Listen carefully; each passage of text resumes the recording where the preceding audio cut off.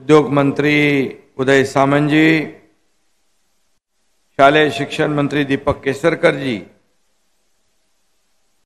आमदार रवींद्र फाटक जी, किरण सामंत जी, संजय मोरे, मीनाताई कांबळे, ज्योतिताई वाघमारे, शीतल म्हात्रे, तृष्णा विश्वासराव, सदानंद चव्हाण, अशोक दळवी, राहुल पंडित, शशिकांत चव्हाण, संजय आंग्रे, वर्षा कुडाळकर, शिल्पा सुर्वे, प्राध्यापक ढवळ सर, मंचावरील सर्व मान्यवर, भरपूर लोक आहेत व्यासपीठावर,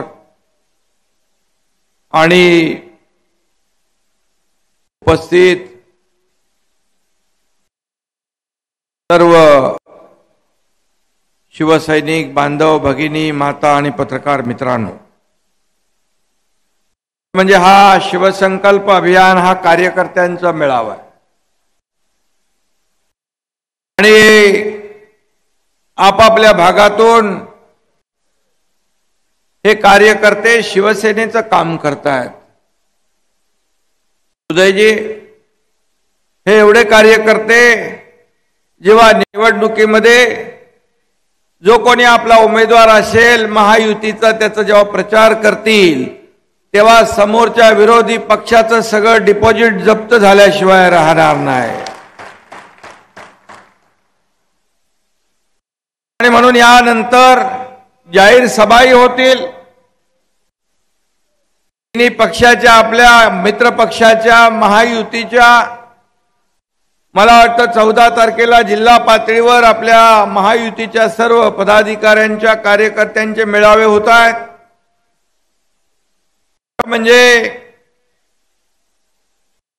1.5 वर्ष आपल्या सर्वांच्या आशीर्वादाने हे आपलं सरकार स्थापन झाल्यानंतर अनेक भागात, संपूर्ण राज्यामध्ये अनेक दौरे मी केले, अनेक भूमिपूजन, लोकार्पण करत असताना अनेक नवीन नवीन प्रकल्पांचे शुभारंभ केले आणि त्यामुळे मला सगळेच लोक, आपले पक्षाचे, संघटनेचे नेते, उपनेते, मंत्री मला सांगत होते की आपल्याला शिवसेना संघटना आणि शिवसेनेसाठी देखील आपल्याला वेळ दिला पाहिजे। आपल्याला माहित आहे, मी जेव्हापासून मुख्यमंत्री झालो तेव्हापासून पायाला भिंगरी लावून या महाराष्ट्रातच नाही तर या महाराष्ट्राच्या बाहेर देखील प्रत्येक कार्यक्रमाला, इतर आपल्या मित्र पक्षाच्या निवडणुकांना देखील मला जावं लागत होतं। आणि म्हणून आज मला खूप आनंद आहे, मला समाधान आहे की या कोकणानं, या कोकणी माणसानं बाळासाहेबांवर जीवापाड प्रेम केलं, शिवसेनेवर जीवापाड प्रेम केलं। रत्नागिरी, सिंधुदुर्ग जिल्हा तर त्याच्यामध्ये सगळ्यात अग्रेसर आहे।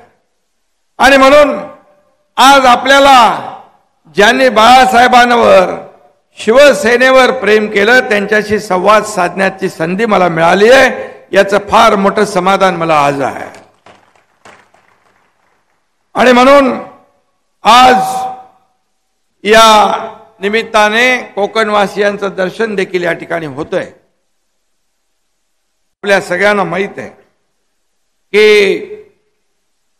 मुंबई, ठाणे हे शिवसेनेचं शरीर जरी असलं तरी सुद्धा सिंधुदुर्ग, रत्नागिरी ही शिवसेनेची 2 फुफ्फुसं आहे।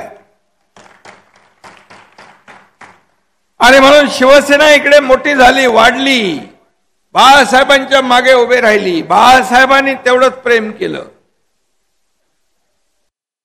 आणि म्हणून आज शिवसेनेचा हा कोकण हा बालेकिल्ला आहे। मी आपल्याला मनापासून या ठिकाणी धन्यवाद देतो की कोकणी माणूस हा अगदी फणसासारखा आणि आंब्यासारखा गोड रसाळ असतो। बाहेरून काटे असले तरी सुद्धा, परंतु मनाने फार अतिशय प्रेमळ असतो। परंतु जेव्हा तो एकदा संकल्प घेतो आणि जेव्हा एकदा तो ठरवतो, निश्चय करतो, तेव्हा मग त्याला कोणी थांबू शकत नाही. तो आरपारची लढाई लढून मोकळा होतो. हा देखील इतिहास या कोकणाचा आहे. आणि म्हणून या कोकणी माणसाने नेहमीच शिवसेनेला ऑक्सिजनचा पुरवठा केलेला आहे. आणि म्हणून मी देखील आपल्याला इथं धन्यवाद यासाठी देतो, जेव्हा बाळासाहेबांची भूमिका, त्यांचे विचार या महाराष्ट्रातल्या तमाम जनतेच्या मनातले विचार, आपला निवडणुकीपूर्व काळातली युती धर्म, हे सगळं लक्षात घेऊन जेव्हा निर्णय घेतला, आणि तो निर्णय घेतल्यानंतर आज मी आपल्याला सांगू इच्छितो, इकडे उदय सामंत आहेत, इकडे केसरकर आहेत, या दोघांनी खंबीर साथ दिली, आपलं मंत्रिपद सोडलं. आज मी आपल्याला सांगतो, आम्ही घेतलेला निर्णय, हा निर्णय कुठल्याही मोहापायी, सत्तेच्या मोहापायी खुर्चीसाठी घेतला नाही. आम्ही तर सत्तेच होतो. मी तर नगरविकास मंत्री होतो. 8 मंत्री माझ्या सोबत होते. आणि हा निर्णय घेण्याचं कारण, जेव्हा शिवसेनेचं खच्चीकरण होऊ लागलं, धनुष्यबाणाचं खच्चीकरण होऊ लागलं, या महाराष्ट्रातल्या या विकासाच्या विरोधामध्ये भूमिका घेऊ लागले, स्वातंत्र्यवीर सावरकरांचा अपमान होऊ लागला, बाळासाहेबांच्या विचाराला तिलांजली देऊ लागले. आणि म्हणून आम्ही हा निर्णय घेतला. मी उदय सामंत आणि केसरकर यांचं मनापासून अभिनंदन करतो. रवी फाटक पण इकडे आहेत, ते तिकडे आले. ते पहिले आले होते मध्यस्थी करायला, पण त्यांना माहित आहे की त्यांच्या मनामध्ये काय, माझ्यापेक्षा जास्ती त्यांना कोण ओळखू शकतो. आणि म्हणून जेव्हा आम्ही गुवाहाटीला होतो, त्यावेळेस देखील आपल्याला माहित आहे की आपल्या केसरकरांनी अतिशय उत्तम भूमिका बजावली. त्यांनी अतिशय सौम्यपणे, कारण शेवटी बाळासाहेबांचे शिवसैनिक म्हणजे थोडं आपलं एक धगधगतं जे काही हिंदुत्व आहे, ते आपण ज्या ज्या वेळेस आवश्यकता भासते त्या वेळेस आपण ज्वलंतपणे ते पुढे आणतो. आणि म्हणून आज जो निर्णय आपण घेतला, या निर्णयाबरोबर 50 आमदार, 13 खासदार, या व्यासपीठावर बसलेले जिल्हा प्रमुख, तालुका प्रमुख, अनेक लोक, आता मीना कांबळीताई देखील इकडे बसलेल्या आहेत, त्या देखील शिवसेनेच्या ज्येष्ठ नेत्या आहेत. आज या ठिकाणी या महाराष्ट्रातले अनेक लाखो, शेकडो, हजारो कार्यकर्ते, पदाधिकारी आज सोबत येत आहेत. त्यांना ओढा लागलाय बाळासाहेबांच्या शिवसेनेमध्ये दाखल होण्याचा. जर आम्ही चुकीचं पाऊल उचललं असतं तर एवढे लोक आले असते का? आणि आपणही एवढ्या मोठ्या संख्येने या ठिकाणी आला असतात का? हा देखील विषय या ठिकाणी निर्माण होतो. आणि म्हणून मी तुम्हाला मनापासून धन्यवाद देतो की सुरुवातीपासून बाळासाहेबांच्या विचाराच्या शिवसैनिकाने या सर्वसामान्य एकनाथ शिंदे नावाच्या कार्यकर्त्याला साथ दिली आणि या महाराष्ट्रामध्ये सत्तांतर घडलं. आज आपण अनेक निर्णय घेतले. खरं म्हणजे आज हे सरकार, मगाशी उदय सामंतजी, केसरकर यांनी देखील सांगितलं, हे सरकार सर्वसामान्यांचं आहे, सर्वसामान्यांना न्याय देणारं सरकार आहे. आणि म्हणूनच तुमच्यातलाच एक माणूस आज तुमच्या समोर मुख्यमंत्री म्हणून बोलतोय. बाळासाहेबांनी देखील त्यांच्या काळामध्ये कार्यकर्त्यांना मोठं केलं, मुख्यमंत्री केलं, मंत्री केलं.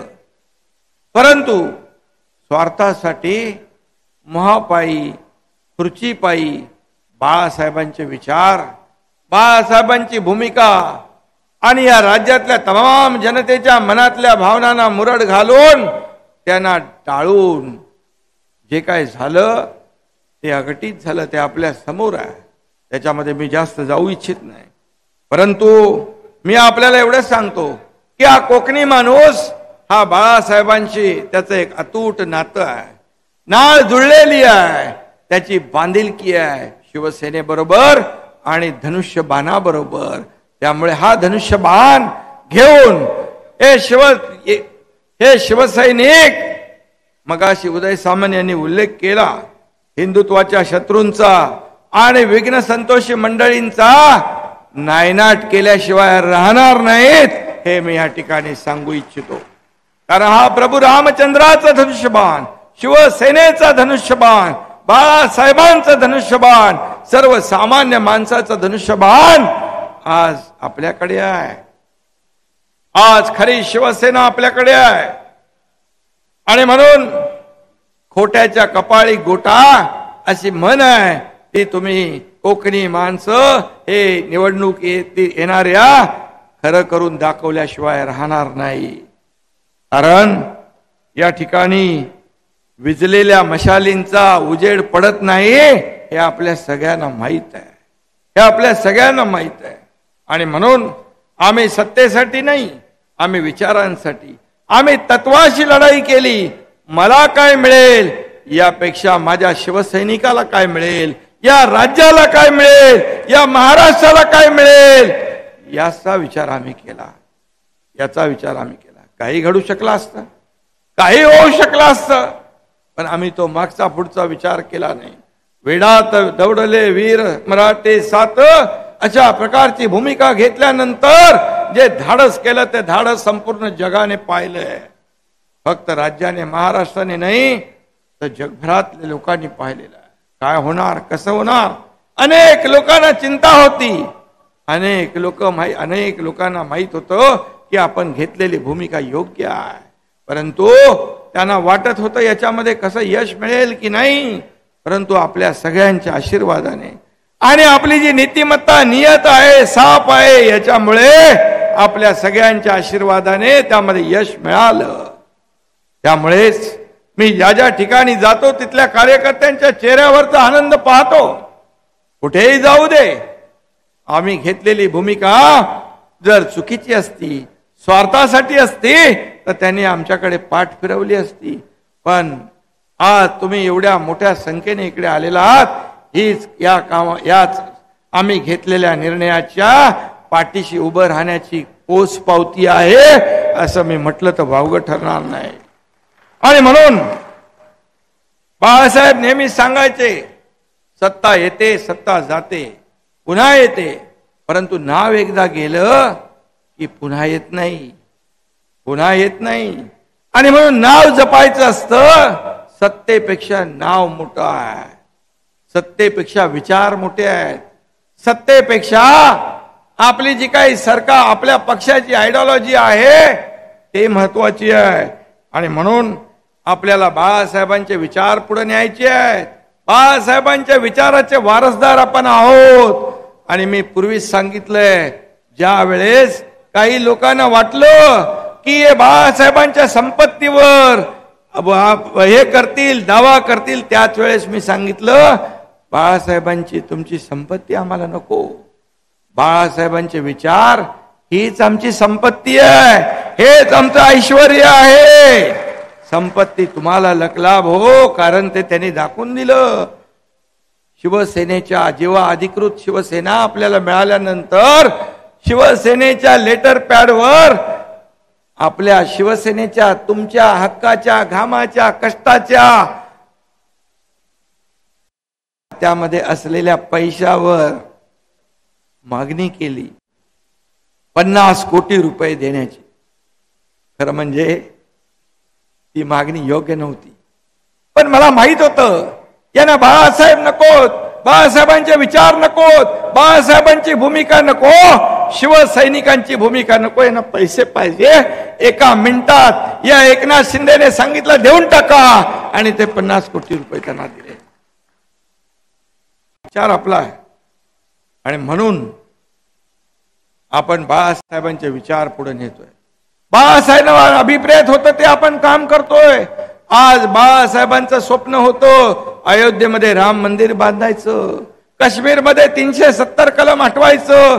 बाळासाहेब सांगायचे मला 1 दिवस प्रधानमंत्री करा, 1 दिवस प्रधानमंत्री करा, मी 2 कामं करतो. एक अयोध्येत राम मंदिर बांधतो आणि दुसरं 370 कलम काश्मीर मधलं हटवतो. आज कोण स्वप्न पूर्ण करताय? या देशाचे आदरणीय प्रधानमंत्री नरेंद्र मोदीजी यांनी अयोध्येमध्ये राम मंदिर बांधलं. ते 22 जानेवारीला त्याचं लोकार्पण होतंय आणि 370 कलम मोदीजींच्या मार्गदर्शनाखाली गृहमंत्री अमित शाह साहेबांनी काढून टाकलं. मग बाळासाहेबांचं स्वप्न कोण पूर्ण करतंय? बाळासाहेबांच्या बद्दल बोलण्याचा नैतिक अधिकार कुणाला आहे? आणि म्हणून ते टिंगल करत होते, चेष्टा करत होते, मंदिर वही बनाएंगे, तारीख नहीं बताएंगे. परंतु मोदीजींनी मंदिरही बनवलं आणि तारीखही दाखवली 22 जानेवारी. या देशामध्ये प्रचंड उत्साह आहे, एक जल्लोष आहे. या मंदिराचं घेऊन स्वागताची तयारी सगळीकडे सुरू आहे. आणि म्हणून देशामध्ये या राम मंदिराच्या प्रति आस्था आहे. आपण राम मंदिर हा विषय कधी राजकीय केला नाही. आपला राम मंदिर हा श्रद्धेचा विषय आहे, हा अस्मितेचा आपला विषय आहे, हा आपल्या भावनेचा विषय आहे.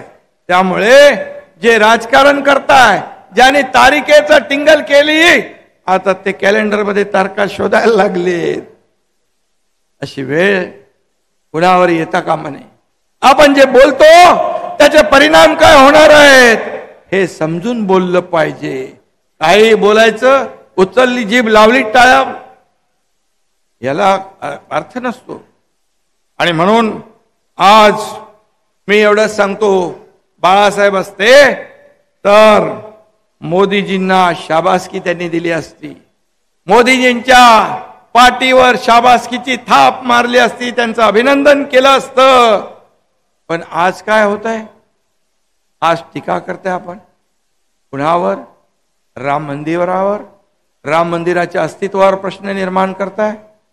मग मला सांगा, आपण सांगा, तुम्ही राम मंदिराच्या अस्तित्वावर अविश्वास टीका करणाऱ्यांच्या बाजूने आहात की राम मंदिर बांधणाऱ्या मोदींच्या बरोबर आहात? हा विचार करण्याची वेळ आहे. आणि म्हणूनच आपण हिंदुत्ववादी, आपण युती म्हणून, महायुती म्हणून काम करतोय.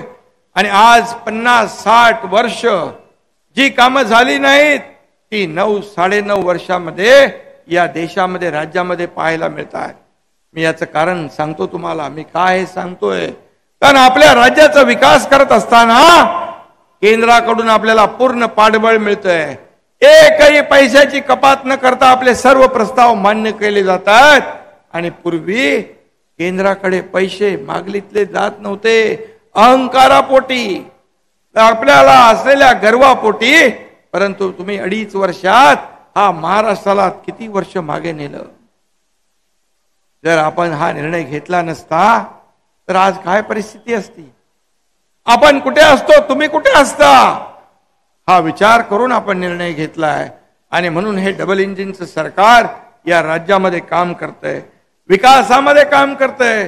आज आपल्या देशाचं नाव परदेशामध्ये, जगभरामध्ये अभिमानाने लोक घेऊ लागलेत, अभिमानाने लोक घेऊ लागलेत. आपली भारताची अर्थव्यवस्था देखील अधिक मजबूत करण्याचं काम आदरणीय प्रधानमंत्री महोदयांनी केलेलं आहे.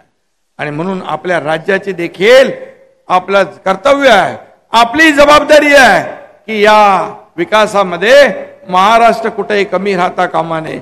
हे उद्योग मंत्री इकडे बसलेत, तेव्हा आपलं सरकार यायच्या अगोदर 2.5 वर्षात आपला महाराष्ट्र परदेशी गुंतवणुकीमध्ये कमी होता, मागे होता.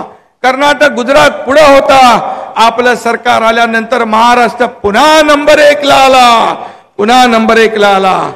आणि मागच्या आठवड्यात कोका कोलाचं भूमिपूजन केलं. अनेक या ठिकाणी तरुणांच्या हाताला रोजगार देण्याचं काम आपले उद्योग मंत्री करतायत.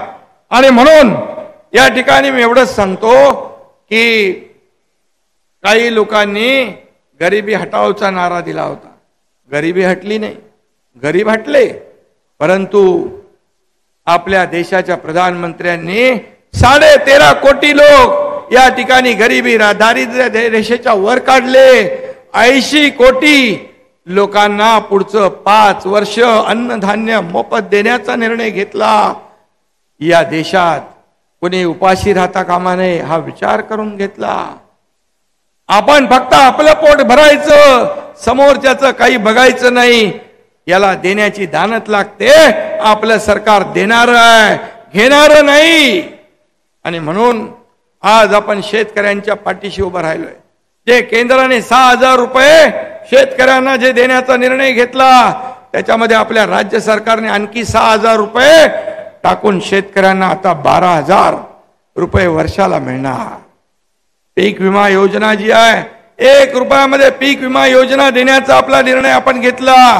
हे राज्य पहिलं राज्य आहे देशातलं अशा प्रकारचा निर्णय घेणार. माझ्या माता भगिनी इकडे बसलेल्या आहेत. 50% एसटी मध्ये सवलत देण्याचा निर्णय घेतला. ज्येष्ठ लोक इकडे बसलेत, त्यांना सवलत पूर्ण मोफत देण्याचा आपण निर्णय घेतला. महिला सक्षमीकरणाचा निर्णय आपण घेतलाय. महिला बचत गटांना शक्ती देण्याचं काम आपण करतोय. त्यांना स्वतःच्या पायावर उभं राहण्यासाठी त्यांचा जे काय फंड आहे त्याच्यामध्ये दुपटीने वाढ आपण करतोय. त्यांनी केलेल्या वस्तूंचं मार्केटिंग, ब्रँडिंग आणि विक्री करण्यासाठी देखील आपण मदत करतोय. हे सरकारचं काम आहे, हे सरकारचं काम आहे. आणि म्हणून शासन आपल्या दारी लोकाभिमुख कार्यक्रम आपण आखलेला आहे. हा लोकाभिमुख कार्यक्रम सर्वसामान्य माणसाच्या दारी आपल्या या योजना आणि लाभ पोचले पाहिजे यासाठी आपण केला. योजना आणि निर्णय यापूर्वी देखील होते, परंतु सर्वसामान्य माणूस योजना आणि निर्णय यांच्या पाठीशी लागून चक्रा मारून कंटाळून ते नाद सोडून द्यायचा. परंतु आपल्या सरकारने तेच नेमकं हेरलं आणि कलेक्टर, बीडीओ, सीओ, एसपी सगळ्यांना कामाला लावलं, तलाट्यापासून, आणि योजना लाभार्थ्यांची नावं शोधली. आज मी तुम्हाला या ठिकाणी अभिमानाने सांगतो की आतापर्यंत झालेल्या 22 शासन आपल्या दारी कार्यक्रमामध्ये 2,20,00,000 लोकांनी लाभ घेतला. 2,20,00,000 लोकांनी. हा इतिहास आहे. आणि हे अशा प्रकारची योजना राबवणार हे राज्य देशातलं पहिलं राज्य आहे. आणि म्हणूनच आपला हा परिवार आहे, हे आपला अख्खा महाराष्ट्र हे कुटुंब आहे. माझं कुटुंब, माझी जबाबदारी एवढ्या पुरतं मर्यादित आपलं काम नाही. आणि म्हणूनच या योजना आपण पुढे घेऊन जातोय. आणि खऱ्या अर्थाने आज मगाशी उदय सामंत, केसरकर यांनी देखील काही योजना सांगितल्या. यामध्ये आंबा काजू बोर्ड आपण केलंय. त्याला 200 कोटी रुपये नाही तर 5 वर्षामध्ये 1300 कोटी रुपयाची तरतूद केली आहे. आंबा बोर्ड आपण करतोय, त्याला तत्वता मान्यता दिलेली आहे. आणि मगाशी आपण सांगितलं की यामध्ये विम्यामध्ये देखील याचा समावेश केला पाहिजे, तो नाहीये आहे. यासाठी देखील सरकार नक्की सकारात्मक विचार त्यामध्ये केल्याशिवाय राहणार नाही. आज मच्छीमारांचा विषय आहे. आज आपण या ठिकाणी मच्छीमारांसाठी देखील आज हरणे बंदर येथे मरीन पार्क करतोय उद्योग विभागाच्या माध्यमातून. त्यामध्ये रत्नागिरीमध्ये लोटे, MIDC मध्ये कोका कोला, मगाशी मी म्हटलं, सिंधुदुर्गातील गजबा देवी, भराडी देवी, कुणकेश्वर या देवस्थानांच्या विकासासाठी देखील सरकार भरपूर पैसे दिल्याशिवाय राहणार नाही. कारण शेवटी हे सरकार सर्वसामान्यांचं आहे. थोडा मोठ्यांच्या आशीर्वादाने सरकार स्थापन झालेलं आहे. देव देवतांचे आशीर्वाद देखील आपल्या पाठीशी आहेत. आणि म्हणूनच मी आपल्याला एवढं सांगतो की आज आपण ज्या पद्धतीने या ठिकाणी उपस्थित झालात, मला वाटतं आज ज्या योजना आपण या कोकणासाठी करतोय, जो रस्ता आहे, हायवे, तो आता वर्षभरामध्ये मला वाटतं हा कंप्लीट होईल. वर्षभरामध्ये हा मुंबई गोवा रस्ता जो आहे हा पूर्ण झाल्याशिवाय राहणार नाही. त्याचबरोबर पर्यटनाला आपल्याला चालना द्यायची आहे. जसं मुंबई पुणे एक्सप्रेस हायवे आपण केला, बाळासाहेब ठाकरे समृद्धी महामार्ग आपण केला, त्याच धर्तीवर मुंबई गोवा सिंधुदुर्ग हा रस्ता देखील आपण ग्रीनफील्ड तयार करतोय. सुपर एक्सप्रेस त्याचं डीपीआरचं काम सुरू आहे. या कोकणामधल्या छोटे बंधारे असतील, मोठे बंधारे असतील, वाहून जाणारं पाणी जे आहे ते थांबवायचं असेल. रामदास भाई नेहमी सांगतात 65 TMC पाणी जात आहे समुद्राला, आणि म्हणून हे देखील आपण करण्यासाठी MMRDAच्या धर्तीवर एक मजबूत कोकण क्षेत्रीय विकास प्राधिकरण आपण करण्याचा निर्णय घेतला. आणि आता मागच्या बजेटमध्ये त्याला 500 कोटींची तरतूद देखील आपण केली.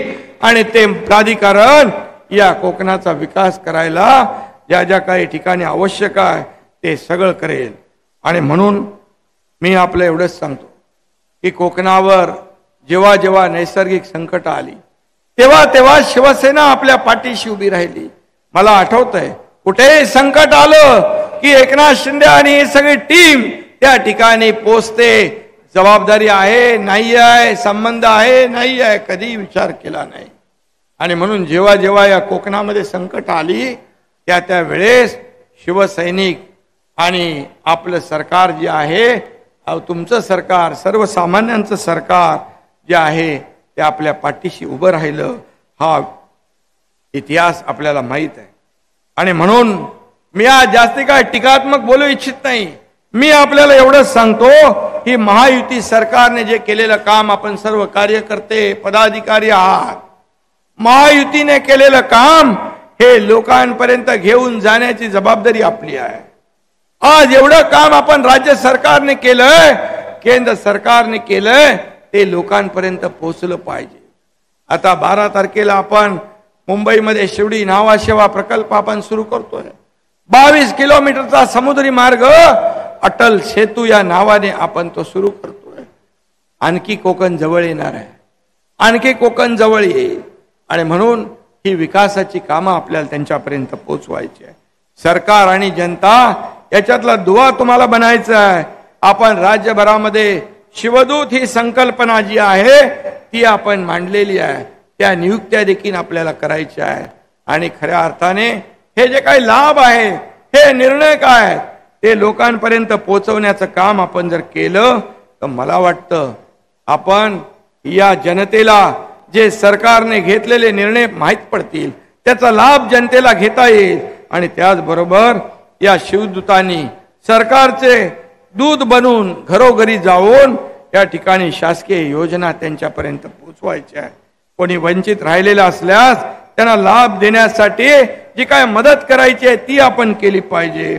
शासनाने गेल्या 1.5 वर्षात या महाराष्ट्रातल्या जनतेसाठी जे जे काही केलं त्याची एक पुस्तिका आपण तयार करू. आणि ती पुस्तिका देखील आपण घराघरामध्ये लोकांना पोहोचवली पाहिजे. कारण त्याच्यातून त्यांना माहिती पडेल की शासनाने कुठले कुठले निर्णय घेतलेले आहेत.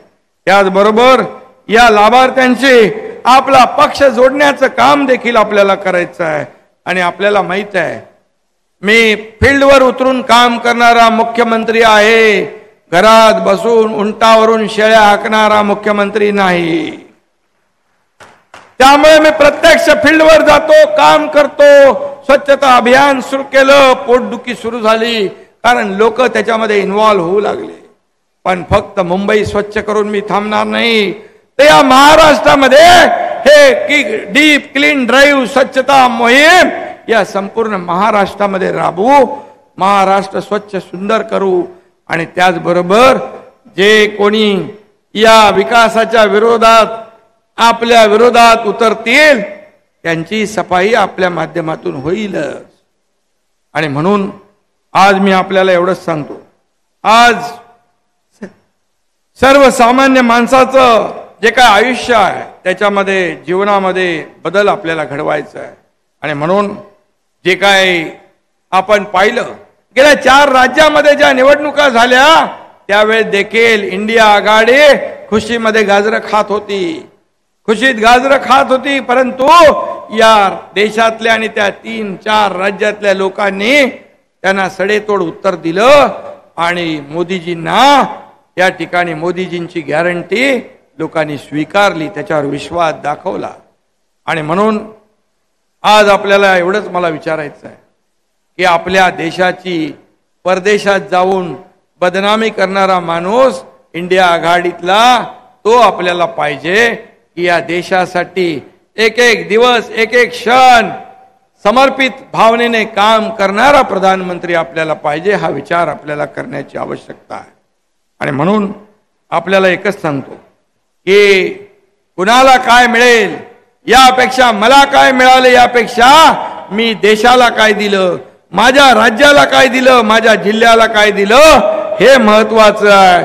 आणि म्हणून मोदीजींनी जी घोषणा दिलेली आहे की अब की बार 400 पार, तर आपल्या महाराष्ट्राची जी घोषणा आहे फिर एक बार मोदी सरकार आणि अब की बार 45 पार, म्हणजे 45 आकडा आपल्याला दूर करायचा आहे. आपल्याला 45 आकडा पार करायचा आहे.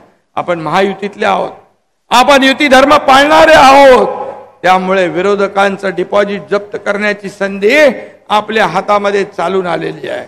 आणि म्हणून आपण जे 1.5 वर्षात काम केलं त्या 1.5 वर्षाच्या कामाच्या जोरावर आपल्याला लोकांकडे मतदारांकडे जायचं आहे.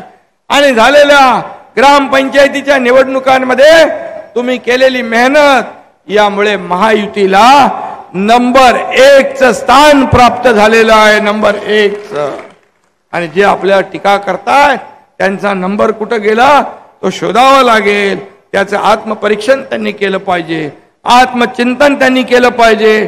फक्त आरोप करून या ठिकाणी तुम्हाला सत्य लपवता येणार नाही. आरोपाला तुमच्या हा एकनाथ शिंदे कामातून उत्तर देईल हे मी नेहमी सांगत असतो. आणि लोकांना हे आरोप प्रत्यारोप शिव्याशाप आवडत नाही. त्यांना एवढंच पाहिजे, माझ्यासाठी माझ्या राज्यासाठी कोण काम करतोय, माझ्या जीवनामध्ये बदल घडवण्यासाठी कोण काम करतोय. तुम्ही तर सगळे प्रकल्प विरोधी, प्रकल्प सगळे थांबवले, सगळीकडे विकास थांबवला.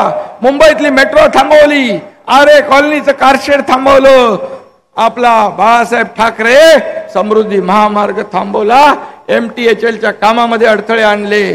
पण आपलं सरकार आल्यानंतर पूर्णपणे या विकासाला चालना देण्याचं काम केलं आणि शेतकऱ्यांसाठी सगळ्या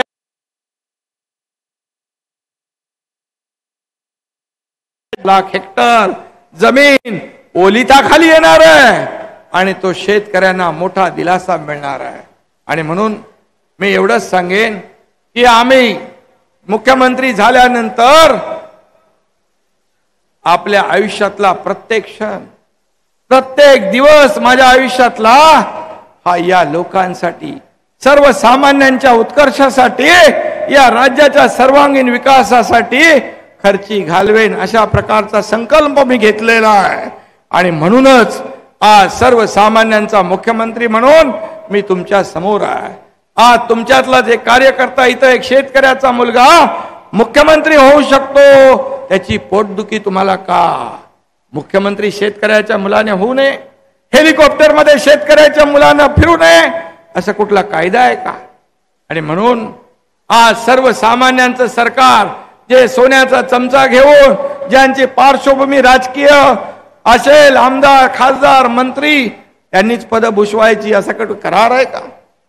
आणि म्हणून तुम्ही विचार करा, हे तुमचं सरकार आहे, हे सर्वसामान्यांचं सरकार आहे आणि तुमच्यातलाच एक जमिनीवरचा माणूस कार्यकर्ता हा या राज्याचा मुख्यमंत्री झालेला आहे. आणि म्हणून तुमच्यासाठी मंत्रालय सदैव उघडं आहे. हा एकनाथ शिंदे कालही कार्यकर्ता म्हणून काम करत होता, आजही कार्यकर्ता म्हणून काम करतोय आणि उद्याही कार्यकर्ता म्हणूनच काम करणार आहे. कारण मी कार्यकर्त्याचं दुःख पाहिलंय, जवळून पाहिलंय. आणि म्हणून या कार्यकर्त्यांना न्याय देण्यासाठी या आयुष्यातलं प्रत्येक आयुष्यातला माझ्या क्षण, आमचे मंत्री, आमचे पदाधिकारी हे सगळे लोक आपल्याला न्याय देण्यासाठी काम करतील. आणि कोकणाचा विकास जो आहे, हा कोकणाचा विकास जो थांबलेला आहे, राहिलेला आहे, मागे पडलेला आहे, हा पुन्हा एकदा हे कोकण नंबर 1 ला आणण्यासाठी आपलं सरकार पूर्ण प्रयत्न करेल ही खात्री आपल्याला देतो. धन्यवाद. जय हिंद, जय महाराष्ट्र.